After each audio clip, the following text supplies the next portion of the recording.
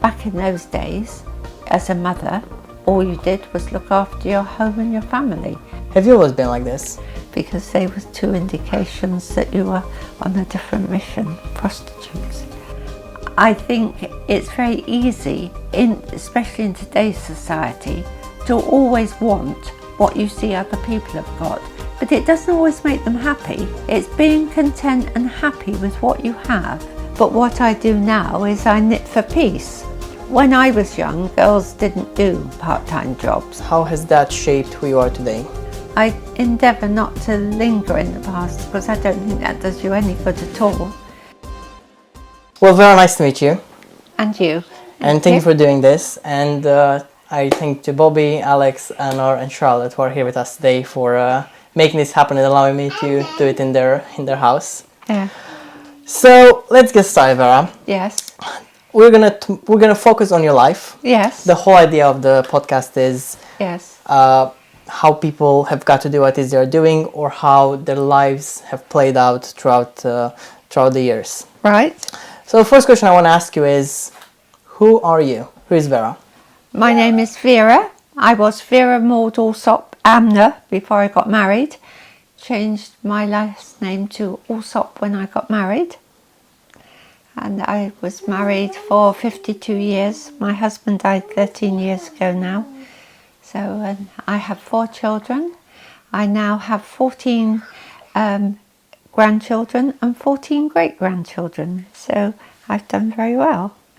Wow, 4 kids of your own and 14 grandchildren. Yeah, and 14 great-grandchildren. 14 great-grandchildren. Yeah. That is a lot of kids. I love kids. Yeah. That's cool. Yes. Well, Vera, thinking about your life at the beginning. Yes. Could you tell me a bit more about how you grew up and how your family was like and how that whole environment was like? Yes. Well, I was born in Bath in 1940. My father was a draftsman in the Admiralty, so he had a reserved occupation, so he didn't actually go to war because he was designing warships. So we lived in Bath. We lived in the Paragon, number 13 the Paragon.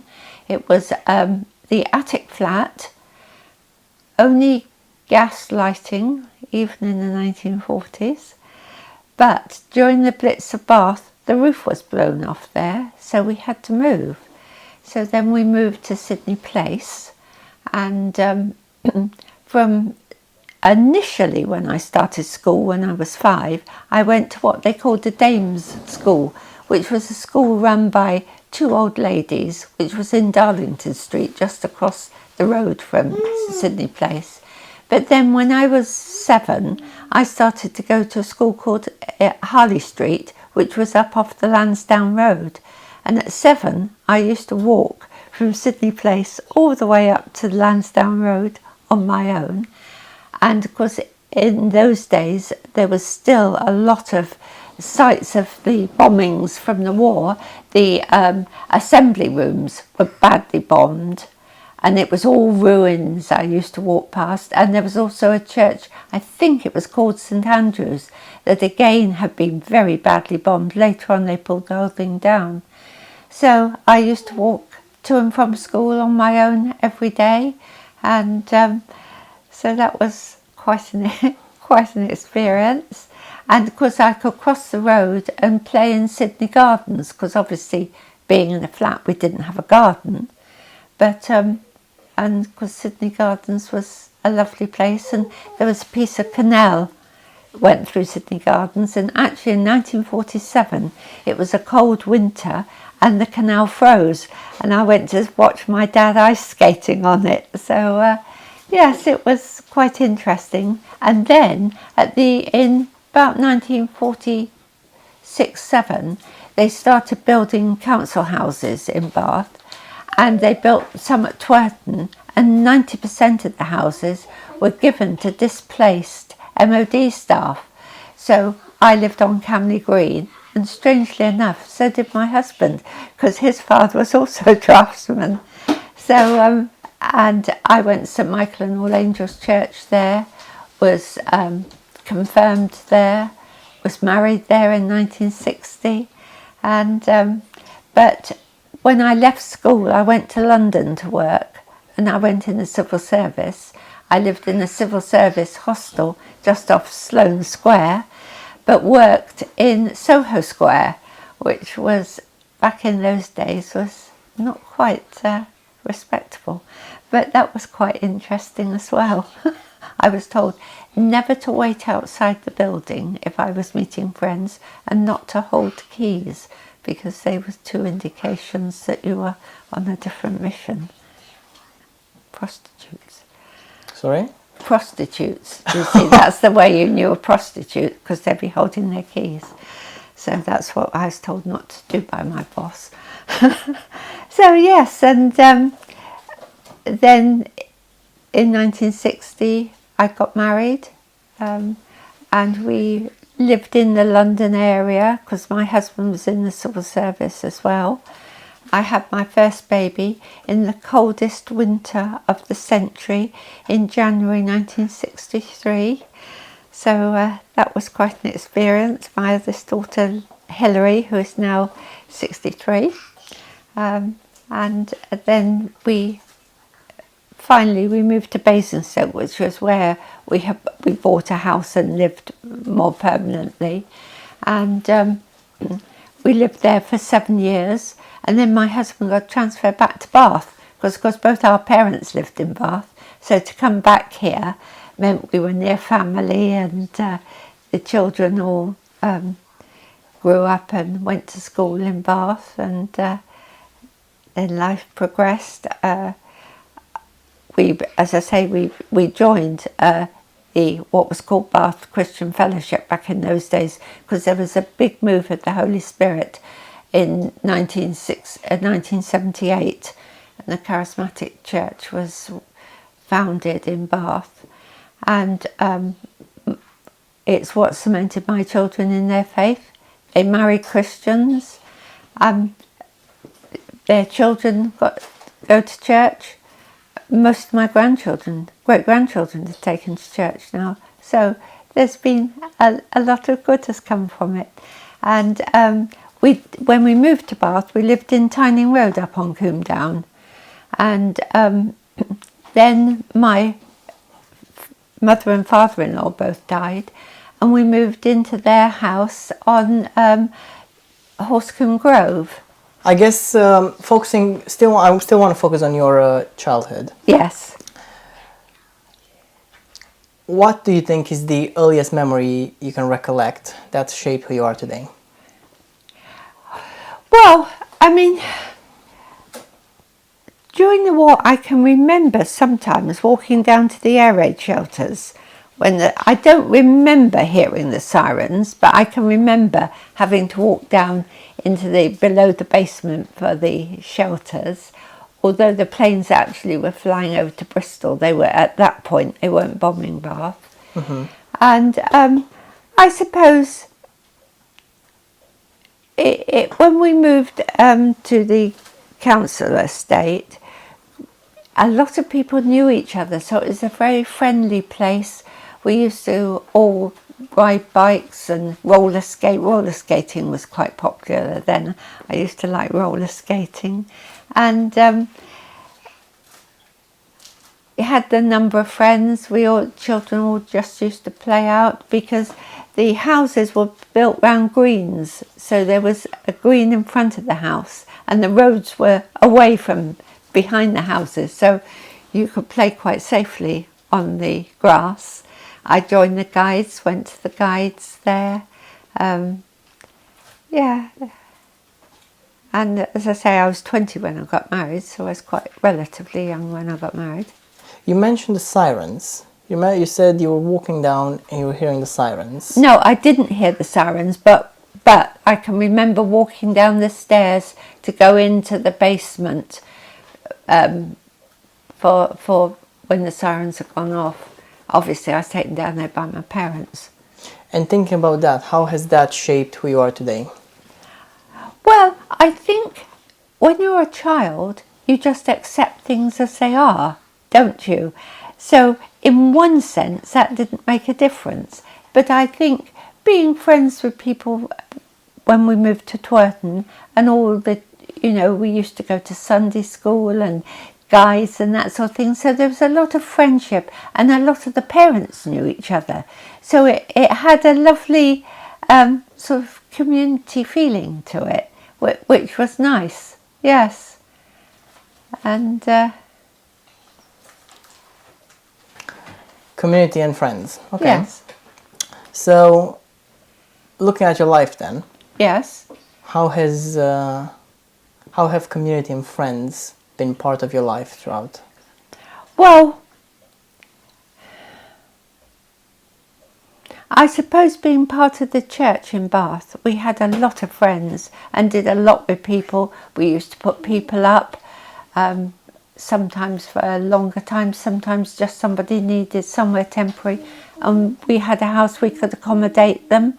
Our children used to share bedrooms, and that's just the way we lived our life.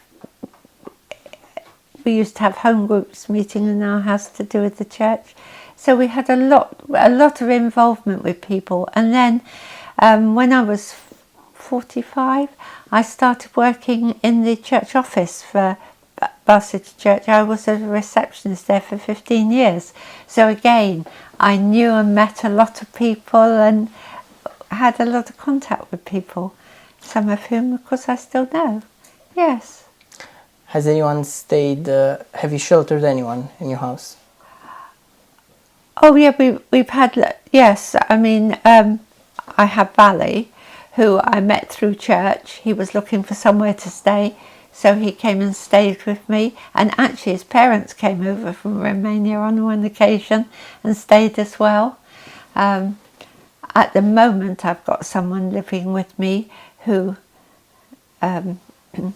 is in need of accommodation, and it's what we did throughout our lives, really. And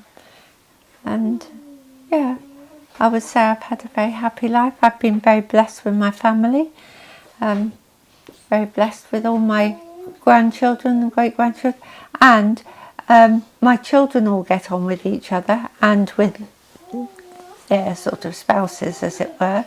And, a lot of the grandchildren get on very well together as well, see each other. So I would say as a family, we have been quite close, really. Do you have any siblings? Yes, I have a sister. Yeah. She lives in Tiverton at the moment. Her husband was a vicar, but unfortunately he's got dementia, and they're trying to move further up this way because obviously they're rather remote down there. They've got a son who is unmarried who lives in Devizes, so if they could come back further this way, there'd be more support for her. But I have also got a brother-in-law and sister-in-law. I'm very close to my sister-in-law because I started going out with her brother when she was about 10. So she looks on me as a sister, and so, which is lovely. I do FaceTimes with her every now and again. So and I've been very blessed through my life. Yes. Well, thank you for sharing a bit of your life and Yes. your childhood. My next question Yes. is going to be around, because obviously you've mentioned a couple of jobs you've had. Yes. You mentioned the church, for example. Yes. You've mentioned your job in London. Yes. So I want to look a bit more at your life. Yes. So what are some big milestones from your life that you can remember and talk about? And you can start as early as you want. If you've had, for example, a job when you were 15, you can start there, but you can start anywhere you want. No, I mean, when I was young, girls didn't do part-time jobs. Okay. I went in the civil service because that was just what my parents decided would be good for me. And in those days, although I was very junior, you went up to London. That, again, was just the way it worked in those days. And as I say, I stayed in the civil service hostel. So I shared a room with 6 other girls. So it was, that was fine. But of course, and then 2 years later I got married, and we had our first baby 2.5 years after we were married. And of course, back in those days, as a mother, all you did was look after your home and your family. As I say, I didn't have another job until I was 45, and one of my children was already married, and the others were working themselves. So that's the way it was. And my husband was in the civil service based in Bath, so we just had what I would call a normal family life. I think our children, funny enough, I had a comment from my eldest son recently, remembering how happy their childhood was, which I thought was rather lovely, because you do your best, but your children don't always appreciate the way family life has been. But yes, we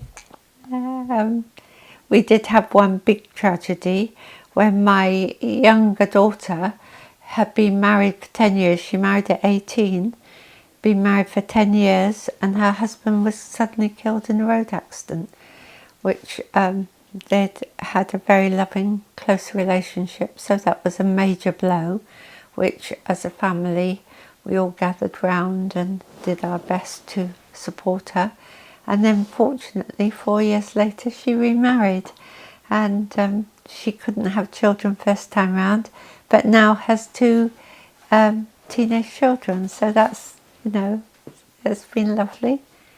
Does that answer your question? So yeah, that answers my question. I think what I've taken so far from you is that family has been a really big part of your life. Yes. Another thing that I've gotten from your story so far is friends and community is Yes. another big part of your life. Coming Yes. from your childhood up until now, you've Yeah. sheltered a number of people. Yes.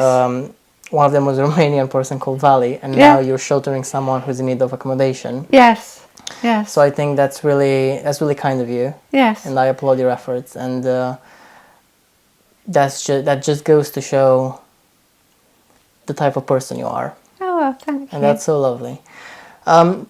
So again, you've focused a lot on your family. Yes. You've had a couple of jobs, I think you said, after the age of 40? Well, that was working in the as a receptionist in the office of Bath City Church. So tell me a bit about that. Well, I mean, I just used to have to keep all the records of people up together. If the elders had to speak to a woman on their own, as it were, I used to have to sit in, because, that is just the way you do things, isn't it? Yes, I used to have to do the bulletin for Sundays and all that sort of thing. And it was just a normal sort of officey sort of job, but obviously based on and in a church, which was lovely because I knew all the people. And What do you mean by, I don't know what the bulletin for Sunday means? Oh well, it was a list of what had happened during the week, what was going to happen in the next week, and it was a little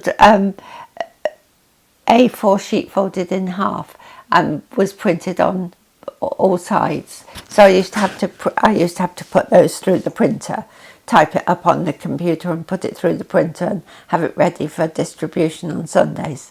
So that sometimes was a bit of a task, but yeah. Do you miss anything from that job? Well,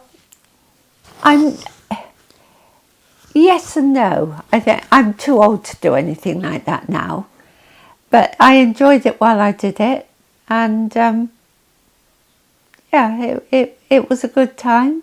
But life moves on, doesn't it? And you accept it as it moves on. I mean, it's like now, as I say, I've been a widow for 13 years.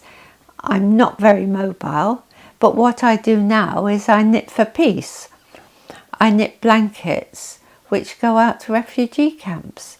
And, you know, if I feel a bit sort of lonely and on my own, which obviously I do spend a lot of time on my own, I can think, well, I'm actually doing something for somebody who is in an infinitely worse place than I'm in. As I lay, because I've got an electric bed, I have my head and feet up, and in the winter I have an electric blanket on it as well. And I think, imagine being in a refugee camp and glad of one of these blankets I'd knitted. So I've got a lot to be very thankful for.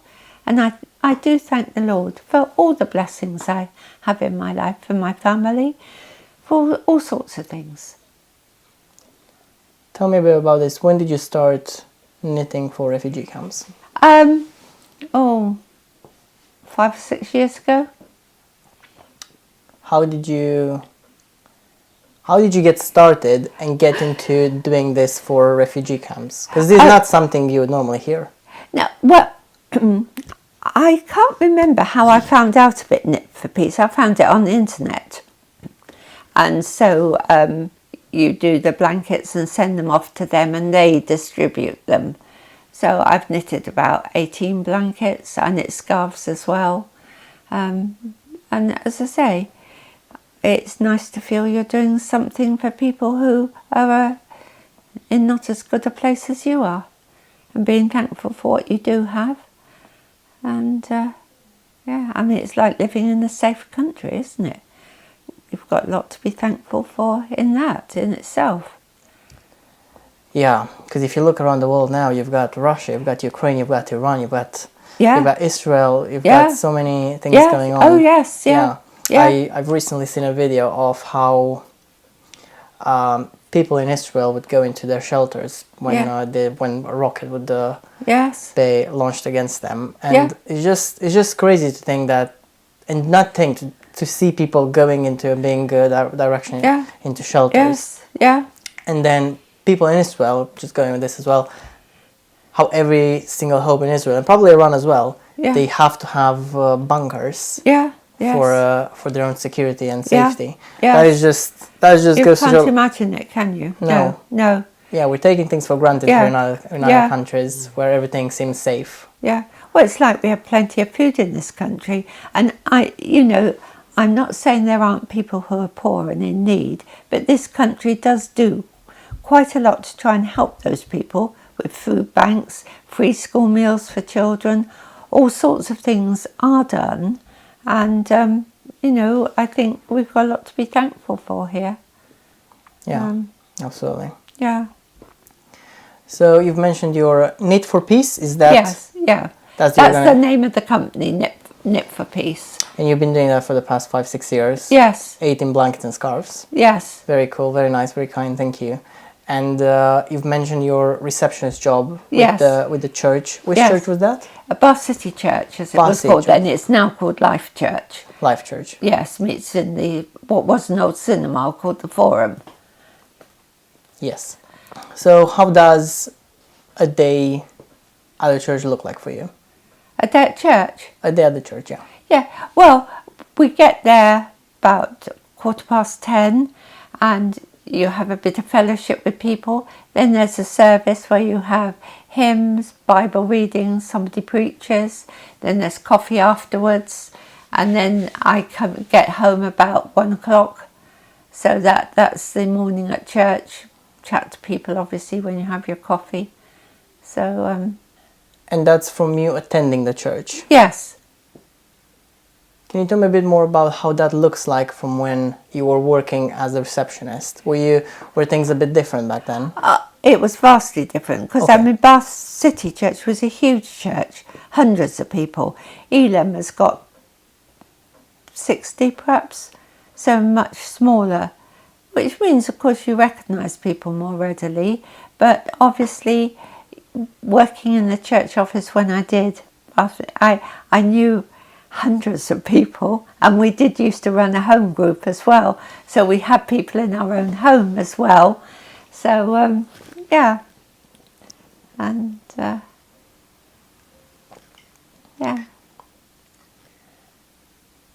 You did. You said you started working at the age of 40. Yeah. And keep going back to the church. Was that your only job?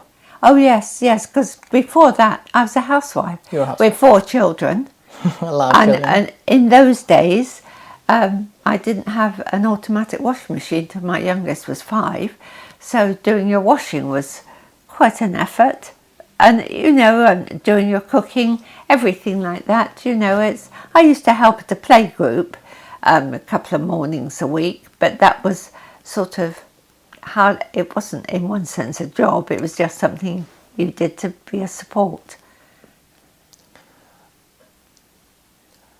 Looking at how people live their lives now. Yes.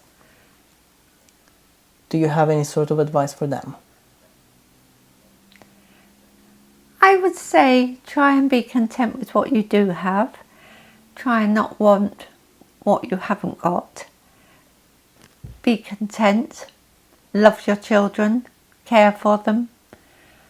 Read to them. Do family things together in a way that I think that's an area where things have rather fallen apart, because with mums having to work, the children often play on their iPads or phones or watch television because mum has all the housework, cooking and things to do, so that having sort of proper family time isn't so easy these days. But I think trying to do things together as a family is quite important, and doing things at home, enjoying simple things, perhaps playing a few games, and that sort of thing. Enjoying having meals together, sitting around the table and all eating and chatting together. I think that's quite important too. I agree with you. I think most people nowadays tend to forget that in the end, family is what matters. Yeah. And the connection you build with your children as they grow up. Yes. I think one thing I appreciate about this country, I think, is I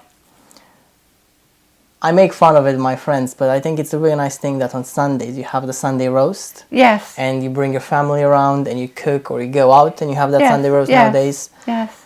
I think that's a really nice thing. Look at my family, for example. We didn't. I don't think we've had when I was growing up. I don't remember us having too many Sunday roasts or too many things like that. Yes. However, just like you, my mom, she wasn't really a housewife. No. But she did have a job. Yes. But I have a brother. Yes. As me and my brother were growing up, yes. She went for a part-time job. Oh, right. So she can support us and be around us and be there with us. Yes. And so she's tried to do that. And I think now that both me and my brother are grown up. Yes. We tend to spend a bit more time with each other. We tend to do more things in family. Yeah. So even though we didn't have the Sunday roast or that family time, probably many families in England here have. Yes. I think we do have it a lot more now. Yes. We go out to have a coffee. We have a barbecue. We do spend a lot more time now. Yes. Which to what you were saying, being with your family and being content. Yes. It's an important part. Yes. Yes. I think for me, and this is where I'm looking for some advice from you here, because I think I don't know I don't understand. Yes. This idea of not wanting what you don't have. So help me understand that for a bit, because I want a lot of things.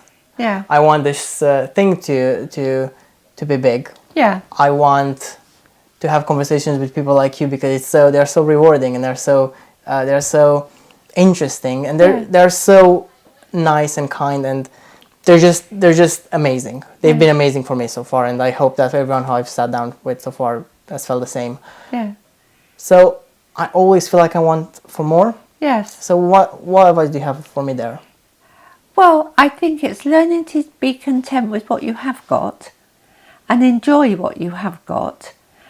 I think it's very easy, especially in today's society, to always want what you see other people have got, but it doesn't always make them happy. It's being content and happy with what you have is the most important thing. And loving those who are around about you, who you have an association with, your family, trying to care for them, be supportive for them in whatever they're doing. Does that answer your question? It does answer my question. I mean, it makes sense. Yes. I think sometimes I try to stop myself and think about all the things I have. Yeah. And whenever I feel like there's something that is going on that I don't like, or if there's a situation which I'm not happy with, or something might have happened, I try to remember where I am and how fortunate I am. Yeah. Going back to what you said, England is a safe country. Yeah. So I try to remember that I've got a house I can live in. I've got a job, I've got a salary. Yeah. I've got a healthy family. I'm healthy. Yeah. I get to do all of the things I'm doing. Yeah. And I try to remember it helps. Yeah. Have you always been like this?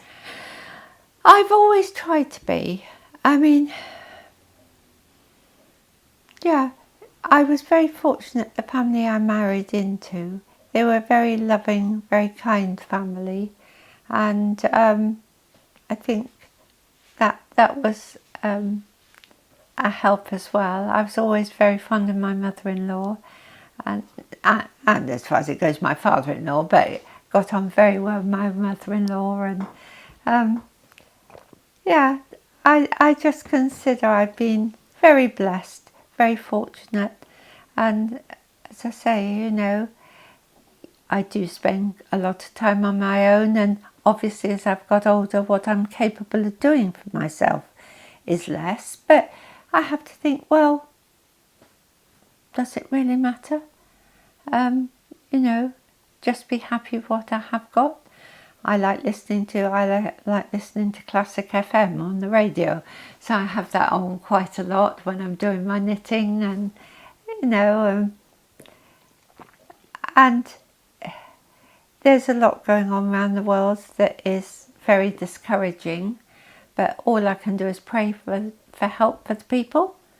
But beyond that, I give to a number of charities because I think it's good to try and help people around the world. And I think, well, I've had a good life and I'm happy with what I've got. What are you most proud of? I suppose my children, and the way, well, like as I said the other day, my elder son made the comment about how happy their childhood was. And that really is a tremendous bonus, that the children thought their childhood was good. It's one thing if you as a parent think their childhood was all right, but if they thought it was enjoyable, then it must have been good. Absolutely. Yeah. Do you think, has Alex said that to you yet? Sorry? Have you said how much you appreciate her? Sure I have. I'm going to put you on the spot here. Sure I have. Haven't I? Yes, you're very good. Yeah. Yeah. In that case, another question I have Yes. is, as I said before, I told you the reason why I'm doing the podcast, and that is because I like podcasts. Yes. I was listening to a podcast. Yes. Doesn't matter which podcast, and I heard this really interesting. The interviewer was saying this very interesting thing, which was the lesson will keep repeating itself until you learn it.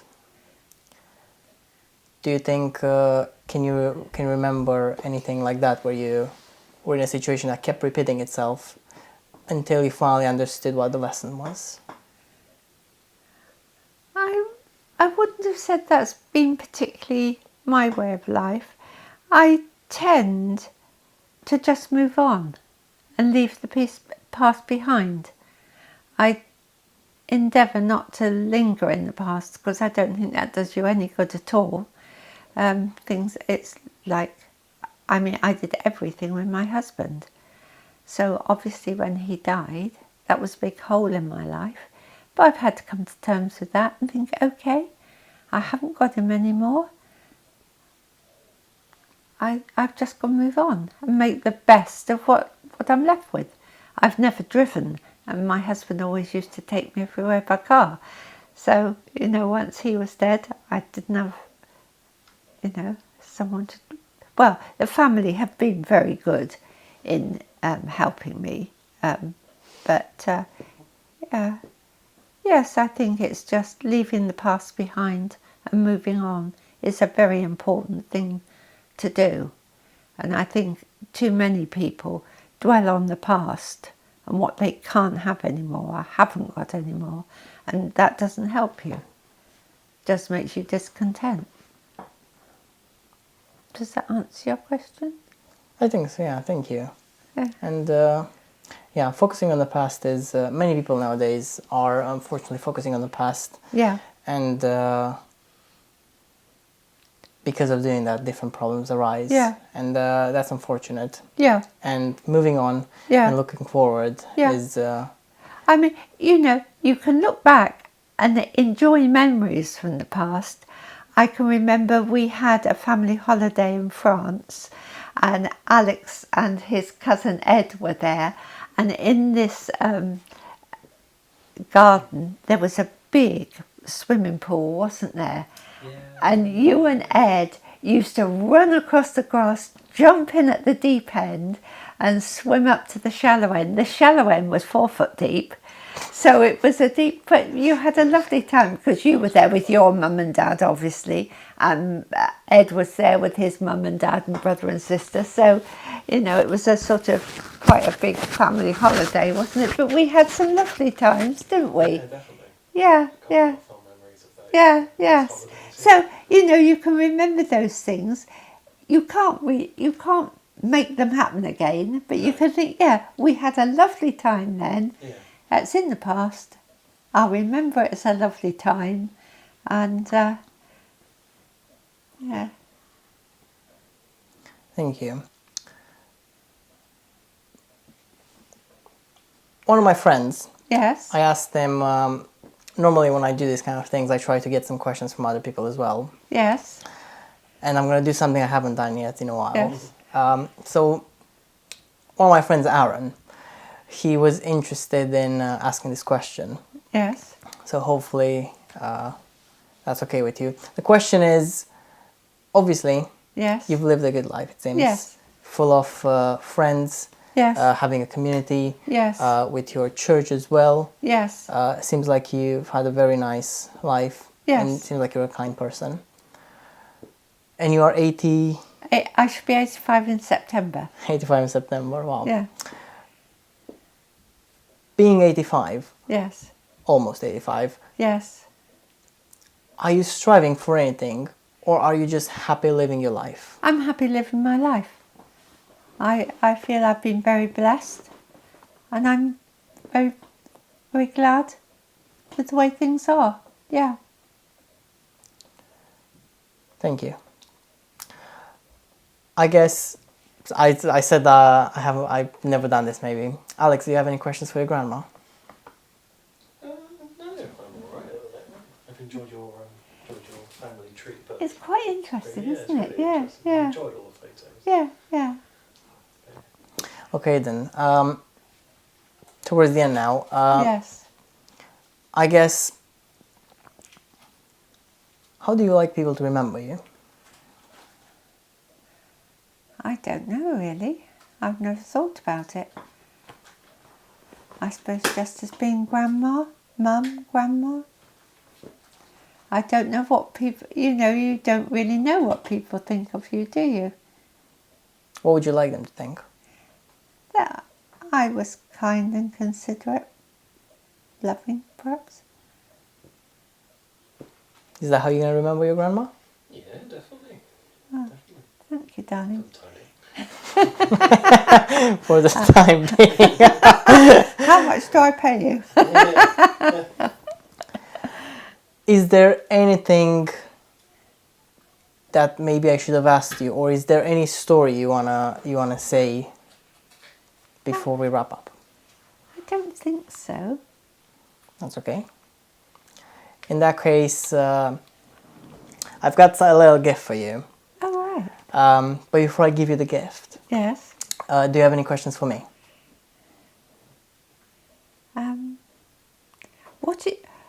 What made you be interested in doing podcasts? So, I think that's a fair question. I don't remember when podcasts started being a big thing. I don't know and I don't remember. No. And frankly, I don't care. No. I think a while ago, Yes. I was listening to music. Oh, right. And I happened to come across an interview randomly. It was recommended by my phone. Yes. So it wasn't like I pressed on it. Yeah. And it was an interview. The podcast itself was basically called Diary of a CEO. And Diary of a CEO focuses mainly on businesses, how an experts and CEOs, and the interviewer himself, Stephen Bartlett, he's trying to get people to share their journeys to becoming CEOs and what that means. Oh, right, yes. So it's a lot of business. Yeah. And I started listening to more and more of that. Yeah. And that was for a while. Yeah. Then I started listening to a second podcast. Yes. It was December of 2023. Oh, right. I think, or January of 2024, Yes. something like that. I was on campus at the University of Bath. Yes. I was revising for my exams. And again, my phone recommended me another podcast. And I was like, cool, I'll listen to it. And I started getting a bit more into it. And that podcast was a bit different. It was about politics and business as well, but more about politics. I was like, okay, that's cool. Yeah. And I realized that for me, podcasts are very much a window into finding more about what's happening around the world. Yes. Finding more about different people and their expertise. Yes. And just listening to their advice. Yeah. And I found that quite interesting throughout the past couple of years. Yeah. And so towards the end of my graduating year, I thought to myself, that's really cool. Yeah. I think I want to do something as well with this because I like talking with people. Yes. Yeah. I like to find out what they're doing. Yes. And I like to find out how they've got to do. In most of the cases, with most of the people who I've had a conversation so far, they're still working, and I try to find out how they've got to do their jobs and what they did previous to that. And back to my graduation year, I started thinking, well, I want to do something similar to that, but focus on the everyday people. Yeah. Because you're an expert in your life. Yeah. You've lived your life and you've got a lot to share. And that's the idea of it. Yeah. And so I started doing a podcast. I think the first podcast I had was in April. And what was your degree in? Computer science. Oh, right. And in April I started recording these conversations, and it's been really great. I found a lot about people. I've made more connections. Yeah. And honestly, all the people, including yourself, have been so kind.